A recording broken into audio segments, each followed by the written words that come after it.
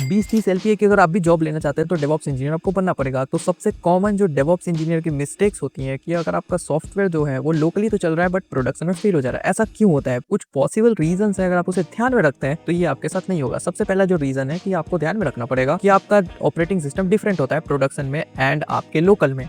अब लोकल में हो सकता है आप यूज कर रहे हो मैक, विंडोज एंड जो प्रोडक्शन में कॉमनली होता है वो होता है लिनक्स, उबंटू। दोनों में फाइल सिस्टम एंड सिक्योरिटी अलग अलग चीजें होती हैं जिसके कारण आपका प्रोडक्शन में ऐप फेल हो जाता है। जो सेकंड बिगेस्ट रीजन है वो है भाई एनवायरमेंट वेरिएबल्स को सेटअप या अच्छे से कॉन्फ़िगर ना करना। अब देखिए एनवायरमेंट वेरिएबल में अगर आपने लोकल होस्ट डाल के रखा है तो ऑब्वियस सा रीजन है कि आपका ऐप फेल होगा प्रोडक्शन में। जो थर्ड रीजन है वो ज्यादातर फ्रंट एंड में आता है जो कि है बिल्ड इशू।